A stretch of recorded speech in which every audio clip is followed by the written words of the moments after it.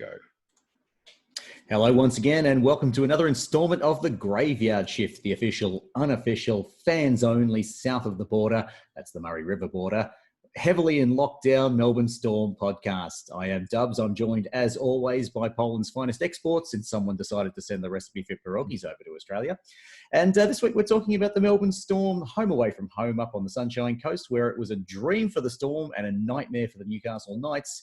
A great win for the Melbourne Storm to keep their momentum towards a possible top two finish going. Unfortunately, though, with a couple of injury concerns coming out of the match.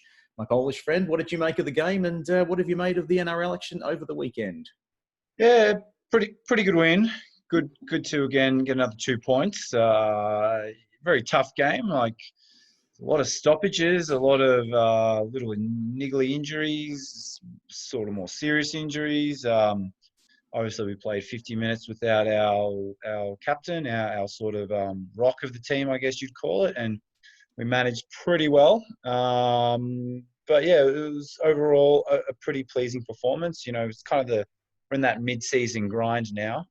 Finals are still, I think, 8 weeks away, and it's just important we keep ticking over, keep putting pressure on Penrith, chasing the famous JJ Gilliton Shield. I can't remember the guy's name. I think you're right. Yeah, for the minor premiers. So, but no, in all seriousness, it was important 2 points, as they all are, and let's look forward to the next game.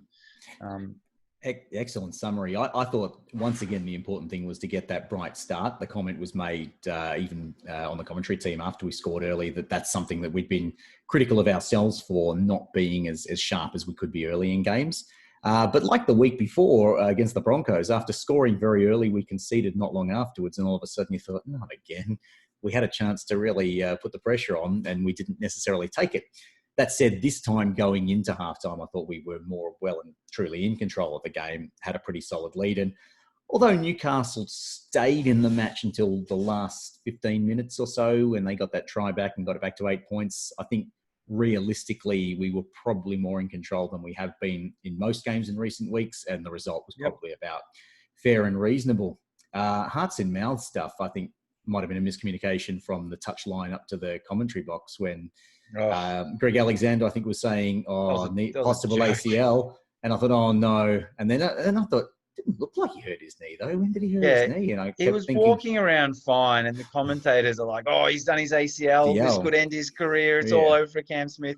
And he's just walking around, and he's like, "It's an AC joint, people. If he's done his ACL, he would not be walking around. He'd be in a lot of pain. He'd have a big bit of ice on his knee, whatever." And he'd probably have looked devastated too, because one thing is right, a minimum 10-month injury at that age and this stage of the year, that probably would be a career for Cameron Smith. There's, even hypothetically, if he did manage to have an ACL at this point and come back, he'd be coming back for a third of a season in 2021, which he probably wouldn't necessarily think is worth it. Anyway, that aside, it hearts and mouths for about 5 minutes until they kind of backpedaled and said, we're told it's a low-grade AC joint. I thought, well, that's about 1 million times better.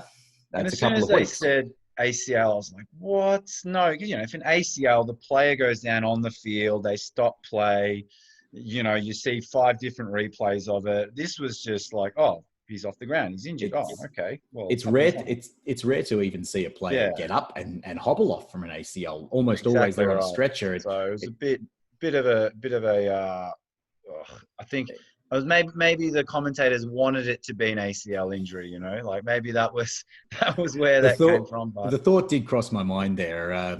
Greg Alexander, although he's actually a decent match caller, I wouldn't say he's particularly in love with the Melbourne Storm, and we know the same about Vossi's not particularly a lover of the Storm either. I don't hate his commentary style, but I'd say he's not one who's favourable to the Storm. But then there aren't that many who are up there. I think we need to get a few more past Storm legends into the commentary box. Cooper Cronk is generally fairer to us. That might have something to do with the 300 games when he's involved in analysis, although he is still close to a lot of the players. And then he did have that couple of years at the Roosters afterwards. So he does get criticised a lot, Cronky, by the Storm fans, though, with his commentary. To be honest, I don't think I've heard enough of him No, I don't know. I probably not He's never either. really said anything that's got me like up in arms. But Neither. He's, if I, anything, actually, he probably tries yeah, too hard not to. He tries too hard to distance himself, and sometimes, perhaps, yeah, I'd love a commentator somewhere up north to go gentle on us for a while and actually yeah, cheer for us a little bit. A bit like how Cameron Ling, if you're a footy fan, and a lot of Melburnians are, bizarrely came Hawthorn's #1 fan for about 5 years after he retired. The Hawks fans thought it was great, and everyone else was scratching their heads. yeah. Dubs, what did you think? To be honest, I was a little bit disappointed in the second half. It seemed once Cam went off that second half, we were playing more just to maintain the result than to actually go for the kill. And the thing that epitomised that for me was Newcastle had that player sent off for that disgusting challenge on Jerome Hughes. Stupid thing to we're do, by the lucky, way. we're lucky that was just a little minor niggle there for That's Jerome. how ACLs happen. Exactly right. When you get the lower part of a player's leg, you at best you usually get away with a twisted ankle, and it was just lucky that Hughes was in the air and not with studs in the turf. To be honest, had that been an injury, we'd be screaming for blood for that. I just don't understand how a player, and again, the commentators seem to go quite soft on that too. I'm all for putting pressure on the kicker, but this was just absurd. The kicker, well and truly, he was essentially in motion kicking. And then he's decided to jump and try and jump at his legs, and that's just not on. I got very worried. Initially I thought, oh no, we've lost Cam and now Jerome's gone. But back to what I was saying, so we're a player up. We've got him under the pump. We get a penalty, and we took the 2. And we're up by 12 at the time, and I get the maths. We go to 14, and then they have to score 3. I completely get that, but we're a player up. We're Melbourne Storm. We're fighting for the premiership. We got to put a team like Newcastle to sleep, So I was a little bit disappointed with that. I thought, maybe that's what Bellamy said. Just protect the lead, do what you have to do to keep the lead, and maybe that's what it was. But I just thought that was one for me. That was the one sort of negative of the game. I thought the attitude of the players was a bit more, let's just maintain the lead rather than let's really build on this and really, put another 2 or 3 tries past them. In saying that, I thought some players stepped up. I really noticed Christian Welsh. I don't know why, but I just thought his workload was huge. I didn't check his stats or anything. He just seemed to be getting the ball again and again, putting his body on the line. I thought he was a bit of an unsung hero from the weekend. Some other players, obviously Tino's had a big rap, Pappenhausen a big rap. From the weekend. It was good to see those players get up. And Kenny Bromwich. I thought his best game for a while. Yeah. I think since we talked about him a couple of weeks ago, he's decided he's really going to get back on the good form bandwagon. I think that's a really good sign. He's the kind of player who can act a bit as a barometer for when the Storm is going really well. It's when guys who aren't necessarily unsung heroes and superstars, but that kind of second string of players are playing really well. And at least one of our second rowers playing really well was a good sign for me. I'll concur to a point with what you say about the not capitalising on that 10-minute period of the extra man. I actually thought going for the points was a great idea. My view was that at that stage of the game, make it a 14-point advantage and then spend the next 9.5 minutes forcing them to defend it, probably pushing over another one, break their spirit.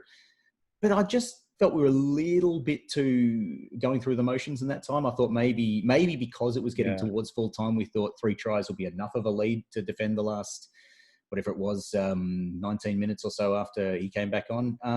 But as it turned out, we kind of needlessly turned it into a contest again. And although we shut the gate pretty quickly after they got back into it, I just feel like, well, one more, even another 4-pointer probably would have shattered Newcastle and they would have had nothing left and we could have gone through the motions anyway. But not to be. I'll just one last point about the game from my end. One thing I really enjoyed was it felt really open. And I'm actually surprised there weren't more scores on both sides. Yeah. But there were a number of line breaks and a couple of occasions, some pretty suspect defence from the Knights, but also particularly early to mid part of the game, our guys were really taking it on. Kenny Bromwich line breaking. That's cool to see. Pappenhausen just doing it for fun. 100 metre, scoop up, run 100 metres, score in the corner. And Jerome Hughes at one point yes, it was exactly like that. Similar to that one, yeah. It was pretty exciting. And there was one with Jerome Hughes where he just seemed to run and the Canberra defenders just sort of anticipated him going one way, and they ended up just looking like a couple of under 12s against the one kid who's figured out how to play. Yeah. That was good though. A bit of confidence boosting for them too. There's nothing like, getting a bit of space and going on a run to make you feel good about yourself. Yeah. And the thing I love about Pappenhausen and that try is he just attacks the ball. I think that's, he's not letting it bounce. He's not second guessing himself. He just, has that confidence in himself.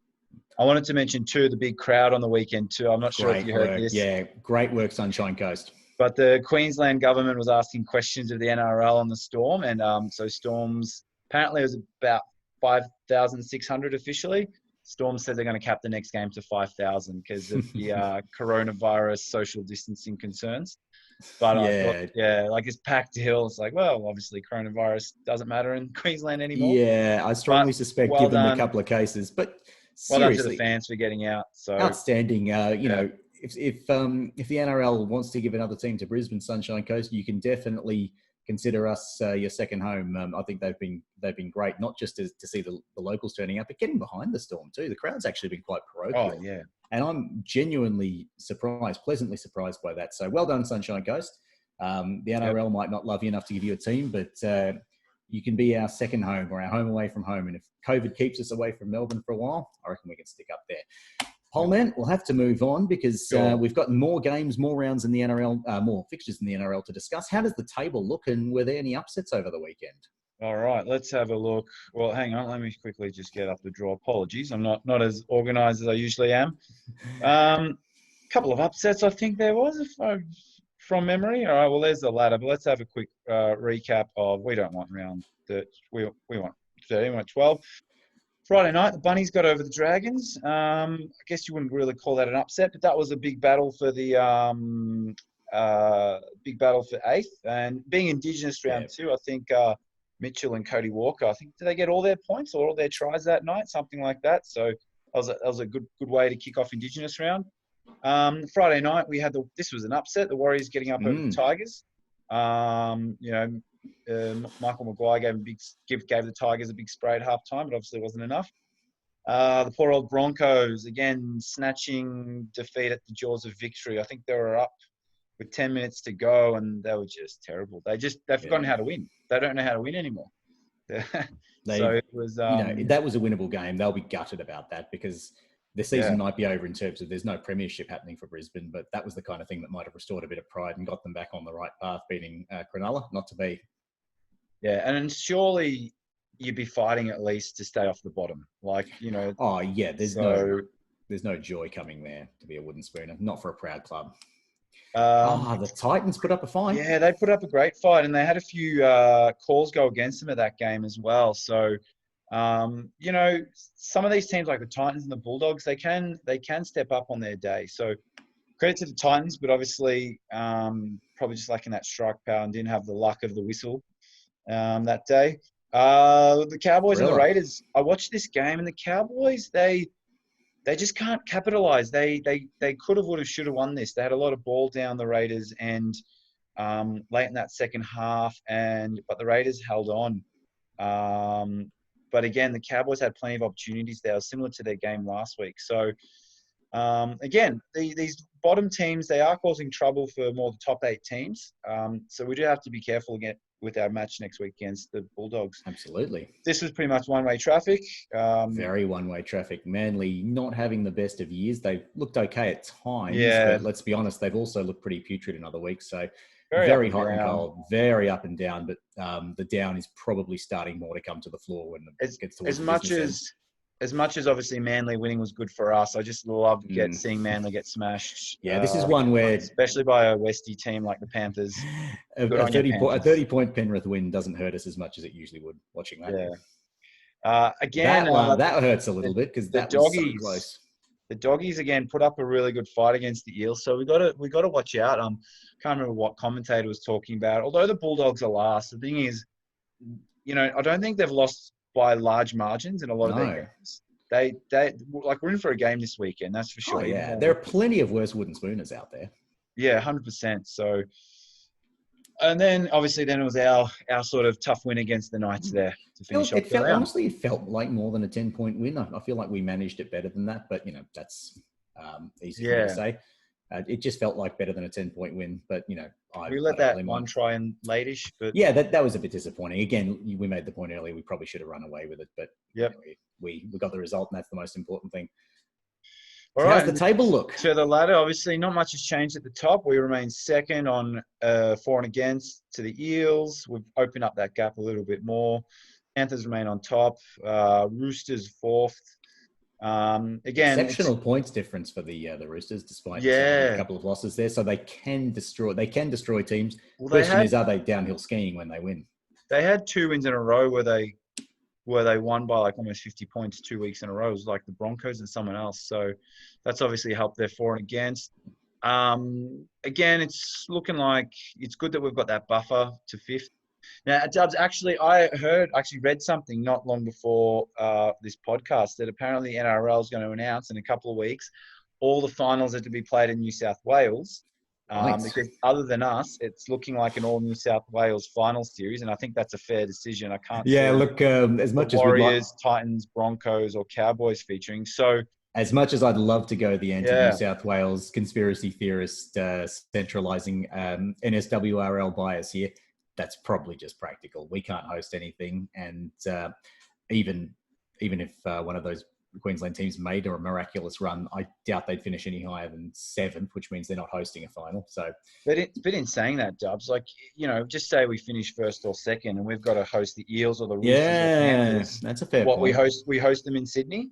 Like, well, now that's crap. Like, yeah, at least let us play at Suncorp Stadium. Yeah, it may look get possibly a majority Storm crowd, and at least it'll be somewhat like of a home game. So I really hope that's just rumours. And who knows? Obviously, with COVID, I wouldn't mind playing at the Sunshine Coast. We've made a little base out there.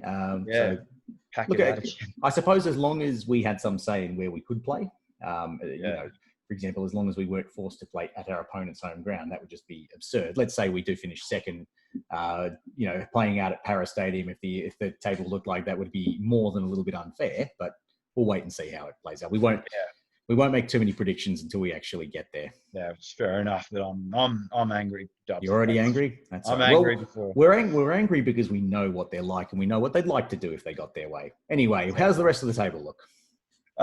It's pretty similar to last week. I think about every single top 8 team won this week apart from the Knights. The battle for the top 8, the Knights have really, like we were talking last week, they could be a top 4 side, but now they're really in the thick of things just to make the 8. Back in the peloton now.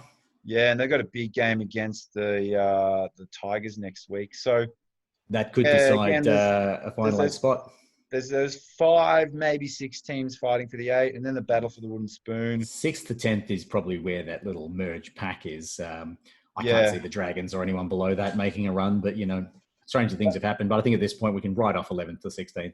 Yeah, and the battle for the wooden spoon is pretty tight. Like I'm looking, the Titans got the Cowboys this week. That's a bit of a not relegation, but a wooden spoon showdown. Shame, I love, as you know, Dubs, I'm a big football soccer fan. I love a promotion relegation battle or relegation. I'm an Aston Villa supporter. The last 6 weeks were pretty incredible for me. So, as a few of our friends know, thank you to our mate Marcus, who's also an Arsenal fan. His side's less than ideal performance at Villa Park helped us get there. Yeah, we didn't have a lot else go over us this season, so something had to. So that's the table, my friend. We are still at the right end of it, which is where we need to be. Yeah. As always, and Dubs, is it JJ Gillett? I can never remember it. Gilton and Shield. And as I just mentioned, I'm a bit of a soccer/football purist, so I take a lot of pride in finishing first. Like a lot of people say, minor premiership. I'm really glad the NRL actually award something for it. I think it's and Storm can really pride themselves. They've been so consistent, and we've won a few in our time. Yeah, exactly. All right, shall we move on to our round 13 against the Bulldogs? So tell me about the Doggies. Easy on paper, tough in reality. Or round 13, Saturday, 8th of August, 3 p.m. I don't think it's on. Well, it's not on Channel 9. I don't know why Channel 9 don't show any Saturday games. I don't understand. The Channel 7 show the AFL, but yeah, Channel 7 shows a lot now. But as with most broadcasts, it's Fox Sports is where you go. Being a KO subscriber, I watch everything I watch on KO now. So I'm actually not as up to speed as I was, or noticing particularly who's coming from the free-to-air feed or the cable feed. So anyway, I'll be watching, and anyone who is able to watch, sorry, just up the top there, you might have noted the captains. In the absence of Cam Smith, Jesse Bromwich and Dale Finucane will be co-captains. So I was actually pleased for Dale, because I knew Jesse had been vice-captain in the past and thought if he was fit and starting, he would play. So good to see Dale as well will be a co-captain. He's been a good solid contributor, and I think probably since that he had a bit of a tough day in 2016 in the grand final. He was criticised a bit for that late try that cost us. And since then, I think he's actually been an exceptionally consistent player for us. So good stuff. So I think the big news in terms of our lineup is Nico Hines has been named as starting fullback. Nico Hines looks like a rock star. Pappenhausen is being rested. So yeah, I don't mind that. A bit surprised. I get it. Maybe, I don't know. I'm sure, they're a professional sporting club, so I'm sure they're looking at all the work rates and workloads and if you overwork, you get close to an injury. So I'm sure they're not just, they didn't just make this decision off the fly. So, I mean, Nico, he did all right, I guess. I mean, I think he looks good in goal, and then, but other than that, he had a pretty solid game. I thought he looked fine. I certainly like the look of him. He's a strapping young lad. He looks like a rock star. He looks like he should be in a hair metal band. So I'm really be someone who gets a cult following. And look, you never know. 18 months ago, even as recently as that, Ryan Pappenhausen, maybe 2 years ago now, was just a capable-looking youngster, and now he's certainly one of the best attacking fullbacks going around. He's one of the most exciting to watch. 2 years ago, little Brandon Smith was just a little bulldog, and we love to watch him play, but he hadn't developed anything near the kind of ability he has now. So maybe is this the start of the emergence of Nico Hines? Well, I'm excited to see what he can do, and I certainly don't mind giving a spell to Papa, because I think he's got bigger fish to fry.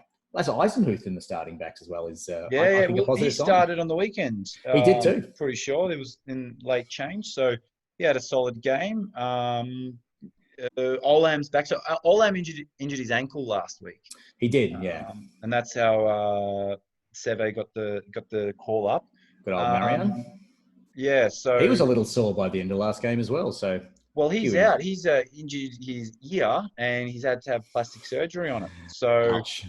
Yeah, interesting injury. Not a common injury, is it? You talk about calves and ankles and knees and hammies, and what you do? I chopped a piece of my ear off, poor old Marion. But anyway, Justin's a very capable sentiment as well. I think apart from the centres and the fullback there, the others are pretty much locks for what you'd want as your starting backs. I don't mind Justin Olam having a run there. I'd say ideally I'd put Papa in there and maybe Seve next to Olam. But apart from that, that's pretty much a starting. Now, just looking at Vunivalu, he had a great game in attack. And then I noticed the number 8 jersey. Sorry? No, I was going, mate. I was thinking, what did you think about Sully rushing up? I mean, he got the better of Bradman Best, scared the bejesus out of him early. And there was a couple of times where they just thought they were scared. So it obviously worked, but I just feel he gets himself caught out of position sometimes. So maybe he's just got to learn when to go, when to stay.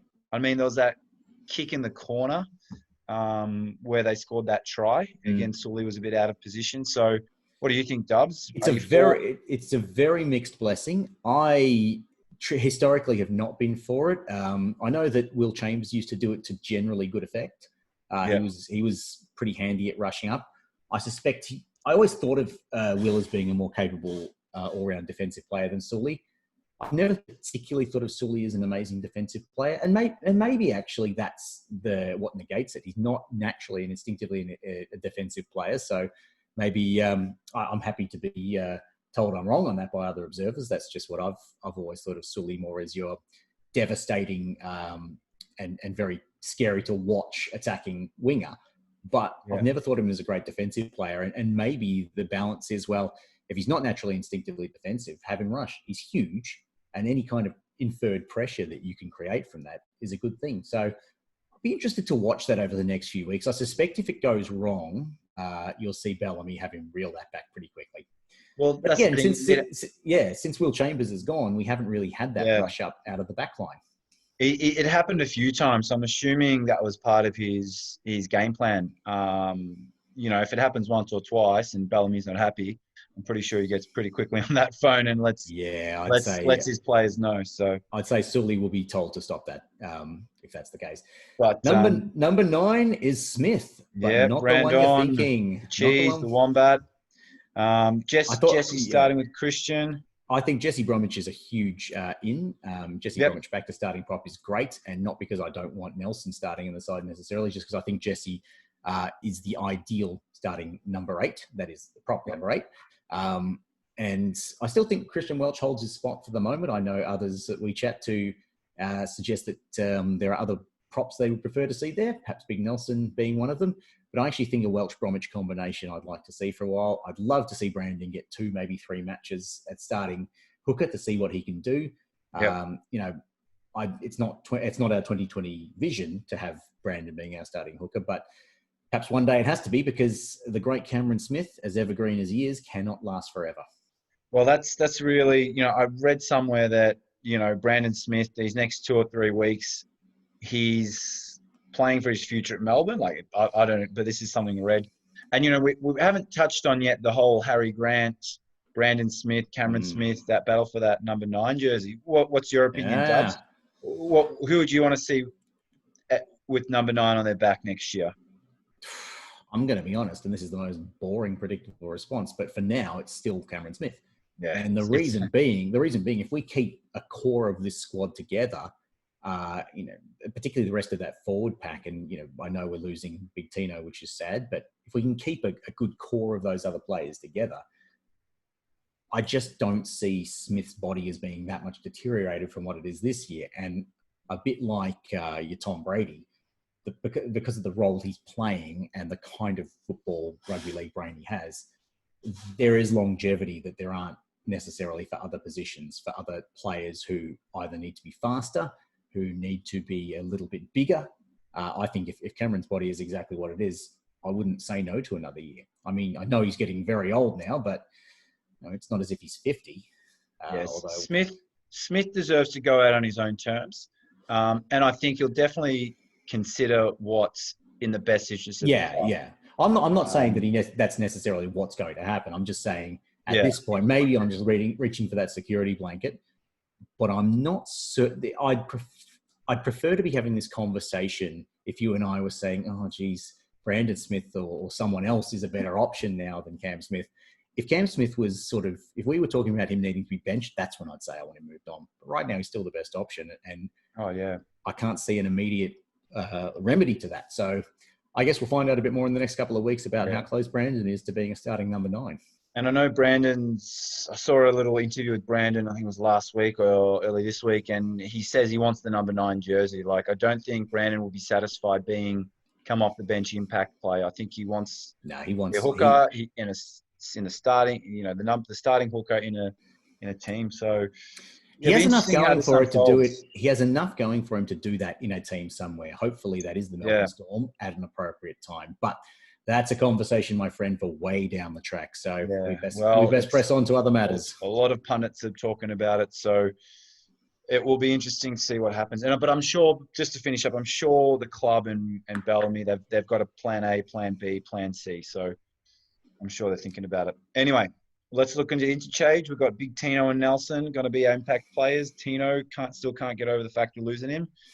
Riley Jackson's been named on the bench. Yeah, needs some coverage with Smith going out. Riley Jackson is mostly in the back line, but reasonably versatile type of player. We need somebody there who's a little bit adaptable, and Riley can be that spare parts player in situations like this. And also Albert Vitae. Let's have a look at reserves. Darren Schoenig, Chris Lewis, Cooper Johns, Matty Johns. Sandor Earl. Yeah, no, that was the Hungarian hero. I do like Sandor Earl. He's got a great look about him. I was actually reading about him today, about his history, his drug ban and all that. So he's a fascinating guy. I remember he had a couple of good weeks last year, scored a couple of tries playing out wide for us. In fact, I think he was playing outside centre for us mid to late last year, scored a couple of nice tries. So, good on him. And looking at the Bulldogs, Dubs, who do you think's, I don't know, Kieran Foran, if we can check. I mean, the Bulldogs, everyone's been talking about their forward pack's been really good, been laying the platform, but they just haven't had the what's the word? The finesse to finish off their chances. So, I mean, as I said, I think we're in for a game. I think they're going to come out firing. They're going to fight till the end. They're going to give you 80 minutes of hard football. But again, I just think we're going to be too good. We'll have too much class. I think we'll win it by 10 to 16 points. Yeah, I agree entirely with that. I think with the side that we have, you're right, the back line is probably where the pronounced difference is. Their forward back pretty decent. Guys like Dylan Knapp are very capable players. So you know, there's a couple of very decent players on there. Good old Aiden Tolman coming off the bench as well. They don't have a bad team at all. The reality is they just don't have a team that's particularly potent or dangerous looking, which is probably why they've had quite a lot of losses by a 2 to 3 try margin, but they haven't been blown out all that much. Yeah. It's a real shame. I'm still. You see, I got a soft spot for the Bulldogs. I don't know why. I just still wish they beat the Broncos that other week. And yeah, would have been nice. We best press on to other matters, my friend. One last thing before we move on: the Bulldogs, and they may be the only team. They actually historically have a better record than us. 21 wins to 20. So there's a bit more motivation for us to win this game as well. Square the ledger. Well, they were a very good side for a while there in our relatively early years. Sort of in that period. Early 2000s. After Anderson, before Bellamy, when we had, Mark Murray. Muppet Murray, for a couple of seasons. Yeah. And we had a kind of transitional period where we were just okay in the early 2000s. So and they were a very good side back then with Willie and Hazem El Masri and Sonny Bill. Yeah, there was a reason they were a very good team. So they would have had a period there where we didn't beat them that often. Yep. All right. Are we moving on to general club news? Anything else from around the club, my friend? Tell me what you're thinking. Well, the big news is obviously Ricky Latour. Yes. Matelli. He's joined us from the Wolfpack. I was about to say the same thing, from the best named club in the world. Yep. Famous for that tackle on Korobidi that denied us the 2016 grand final. What do you think, Dubs? Not to think about that. Well, what I think is that I'd love him to come into the side at some point and score to win a game somewhere, preferably against Cronulla, so we can kind of drown those memories out a little bit. Let's not think too much about that because that kind of hurts a little bit thinking. Look, I think it's a good signing. I sort of saw that pop up on my Instagram feed earlier. I thought, there's a name that's pretty capable. I suppose the only question I had is that going to cover exactly what we need at this point in time? I don't know. Yeah, well, I know the Centres have been very sort of chopped and changed with the Centres this season, haven't we?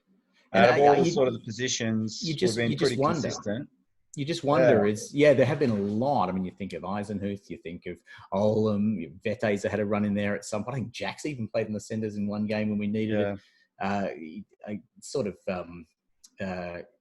Sebe as well, I don't think I even mentioned. Since we lost Chambers and...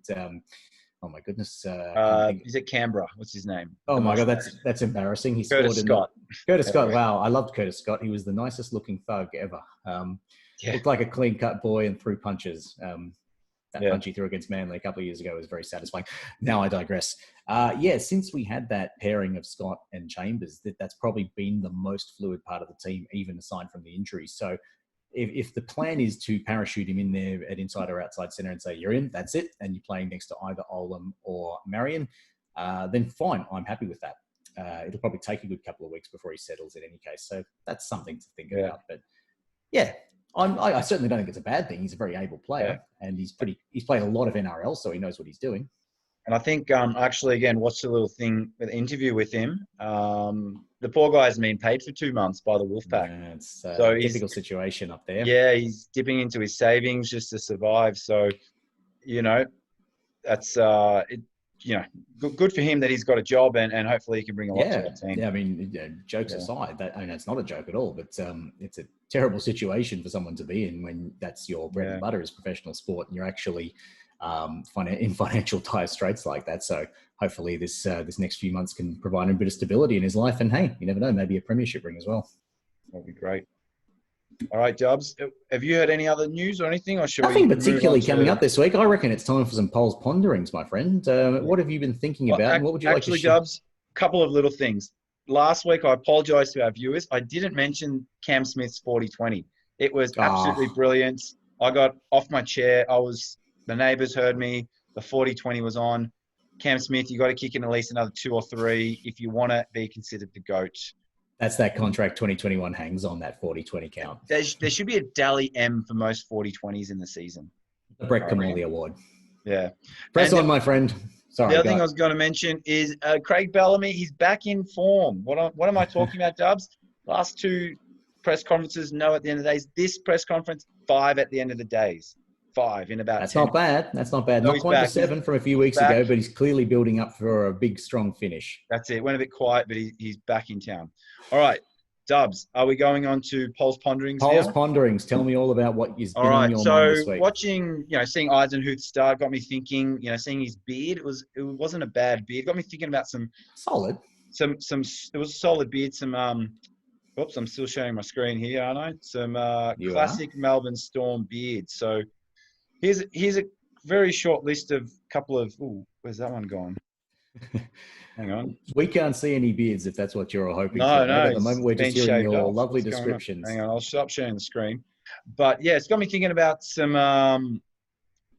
It got me thinking about some famous beards over the years. Now, there's one that I think Storm fans.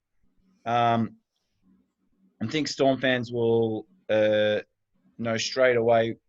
Well, you've probably just all seen them now. I've just ruined the surprise. That's okay. Everybody pretend you close your eyes for the last couple of minutes. Hang on. Stop share. I'll get up this thing. I'll just vamp for a little while and talk about the fact. It's not working for me, Dubs. What's going on?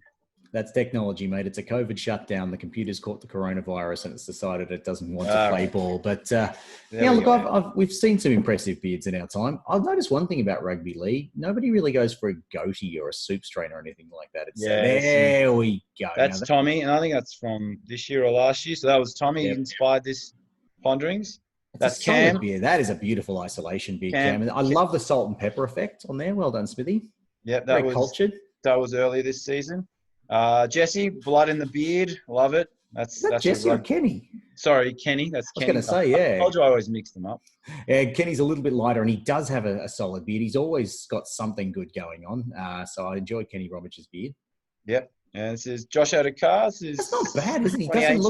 He doesn't look like he'd have a big beard, but that is a solid set of facial hair. I'm sure he had one in the 2017 grand final too. So he may have. I think it was closer crop when he first sort of started breaking out to stardom. I was thinking, what did you think of Nelson's red hair too? I thought it was a bit, I don't know.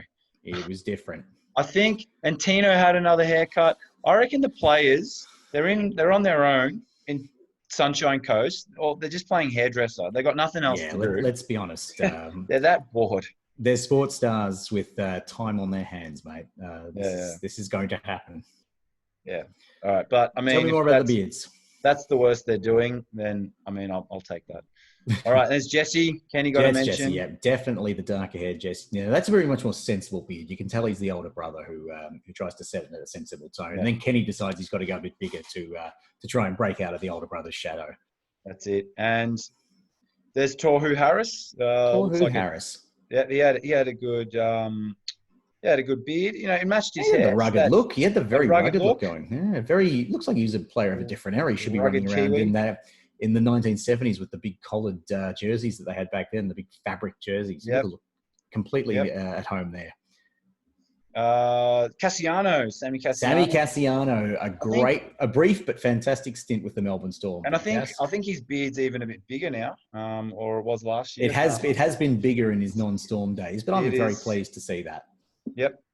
And this is it. The man, the legend, Kirk Reynolds, circa 2003? Thereabouts, I reckon. Look, it's an interesting time. I reckon it was probably just when the likes of Cronk and Smithy were starting out, and Slater had just started to establish himself. So it was the halcyon days, dare I say, the early days of those guns. I'm picturing Kirk Reynolds and passing off to a Matt Geyer or something. Matt King on one side, and just some great memories there. And Anthony Quinn. And I still, I was in my late high school years, as were you, and back in those days, 03, 04. And I remember going with my friend who'd sort of come to Storm games with me from time to time. And he saw Reynolds and he just fell in love with him. And he just became his favourite player. Who couldn't? I was devastated when we found out he was going. He said he was going to pillage your village. I still remember that. Like That's a great line. He's a Viking. He'd really suit. He'd look very. He'd fit in with the Raiders logo. He looks like the Raiders logo. He does look like the Raiders logo. It's actually the first nickname I heard given to him was actually Captain Kirk. And that was very early on before he'd grown out any kind of significant beard. And then as soon as the beard came, well, he doesn't look at all like Bill Shatner now. So he's got to be some kind of Viking warrior name. I've got one more picture here for you. So that's Reynolds, I think, 03 or 04. Here's Reynolds in 02. Look at him. That's the Kirk Reynolds they got. I think someone knows. Go Captain Kirk. I thought, yeah, makes sense. And then it's like it's not the same person. It's not the same person. It looks like like a larger Danny Williams or something mixed with Ben Rorty maybe when he shaved his head. That cannot be the same guy. I'll always remember Reynolds as this guy. So it's like he lost his clippers and razor, and he said, "Oh, I'm not buying another one. Yeah, I'm just going to live like this the rest of my life." And that is Paul's Ponderings. It's beards this week, my friend. That is, number one beard, Kirk Reynolds. So congratulations, Kirk. I actually looked him up. What is he doing? He's running a business with his wife. What do? They help people with admin or something like that. So okay. Is it all somehow like hairdresser admin or barber? No. He's gone back to. He looks like me. Like he's gone back to the shave, maybe a little bit of facial hair, but. I know. Nothing against your look, mate, but I reckon he was more impressive when he was a bit more shaggy. Yeah, he was. Very streamlined, though, you are. It's good for swimming. That's it. All right. Shall we move on to finish it off with our memes? Let's finish it off with our memes and then let the good folks listening to the Graveyard Shift get off to sleep. Not a lot of great. Well, it was an all right week for memes. There wasn't anything that really stood out, but I'll share my usual handful. So here we go. This is, as I said, there's a few decisions that went against the Titans this week, and Henry Perrin. A tradition as old as time, popping the referee suggesting they are a member of the other side. So that's always a bit of fun. He played for us for a little bit, Henry, and he former did. NRL player. So you'd think a player would be. I mean, I didn't watch the game. I don't really know what the calls were, but I just know the Roosters always cheat. So we do know that if it's your average if there's any Storm love there, it's definitely not going to bat for the Roosters. Yeah. All right. Now this from the Simpsons memes. Now, hopefully for you, those guys that know the 411 is the best Mo Sislak moment in Simpsons history. So if you don't get this meme, just go online now, look up the 411, and you'll understand it, and you'll find this meme funny. So funk dancing. Mo's funk dancing class. Dancing, Mo's funk dancing for self-defense. And and you should actually, if you haven't seen this footage where he actually kicks the chair, it's quite funny as well. The still does not do it justice. I just would love to see. What do you in that situation? You just got to think. He's very upset. This coach. He's very fired up. Don't laugh. Yeah, and they how lost. could you not? The kicking the chair obviously didn't work for him. Injury in the Knights. Yeah, kind of feel for them. I think they said 7 players out. And it's not. Bradman it's not Best. They're one of their best players goes down. So, but anyway, that's happens to every team, I guess. Everybody has a bad injury run here and there. Right now, they'll be feeling like the world's conspiring against them. But these things do happen. Yep. Oh, and then, of course, we have to mention Dallin Martinez-Lesniak playing the ball the wrong way. And the thing is, though, like, he's not the first, and he's not going to be the last who does it. By goddamn, it's funny when they do it. It is comical. You can just have endless fun with memeing that, gifing that, and having fun with their expense. There's been a lot of, Dallin memes this week. Here we go. I thought this was funny because it's an actual shark and they lost to the Sharks. So the poor old Broncos. Got to keep sticking the boot into the Broncos. I suppose there are a few who have enjoyed it. Oh, God. The wacky waving inflatable arm flailing too, man. Yeah, and there's a few more others. Kalen Ponga, I think there was one where he's in the slips catching a ball. And I saw this other one for people who are familiar with the dancing pallbearer guys from Ghana, the Ghanaian pallbearers. I saw one of those. But I thought I'd just pick this one. That's not bad, actually. Kind of balances nicely with the red one next to him. Yep, Papa absolutely killed him. It was great. Oh, yeah, it was a good day. Now, this isn't a meme, but I don't know if this we mentioned the crushes last week. Well, I'll throw this in this week anyway. If that guy actually did get a South Queensland crushes tattoo, full respect to him. Like what a legend. And I wonder what jerseys he's actually wearing. I hope that's not. Yeah, it actually looks like it says Suncorp on the front. Let's assume maybe he's gone to like rugby union now. Like it could be a Queensland Reds jersey or something. I don't know. All I'm going to say is, and good luck, respect to him if he was a South Queensland Crushers fan, but I don't know. I don't remember the logo looking that cartoonish. It's a pretty cartoonish that logo. Ball down the bottom doesn't exactly look that well laced, and the U seems to be out of place in Crushers. But anyway, I suppose if you got a Crushers tattoo, the fact that it looks a little off is probably secondary to the point that they folded, 2 decades ago. And I actually found I think it's a Twitter account, a South Queensland Crushers Twitter account. I think they stopped tweeting maybe only a year ago or 2 years ago, and it was hashtag Aztec Gold. So I think I called it beige last week, but I think it's officially their colours were Aztec Gold. So I apologise to our Crushers fans out there. I got that wrong last week. Some very angry Crushers fans feel that you did them no justice there. Yep. Well, Pole Man, I suppose that brings us to the end of another edition of the Graveyard Shift. We've got what they used to call the Banana Peel game coming up this weekend. Don't slip up against the Doggies. Yep. They're a proud old club, and they've come close to knocking off a few decent sides in the last few weeks. So let's make sure it is not us guarding against complacency to make sure we can push for that top 4 and maybe even top 2 finish. So keep an eye out, Storm fans. Win the Shield. Yeah, go win the Shield. Well, we should be competing for it. We're only a point off. Yeah, exactly. Yeah, let's make sure that we get that done, and we'll see you again next week for the next installment of the Graveyard Shift. Poleman, thank you as always for your thoughts, your ponderings, your memes, and your match analysis. And as always, guys, if you like what you see, like the video, subscribe, leave us comments, questions, share it with your friends. We want to get this out to as many Storm fans as we can. Even share it with your friends north of the border to remind them that somebody actually does like the Melbourne Storm and not everyone wants to shit on us in the media. So, Storm fans, good to have you as ever. We will catch you next week on the Graveyard Shift. Until then, see you later. Thank you. Bye.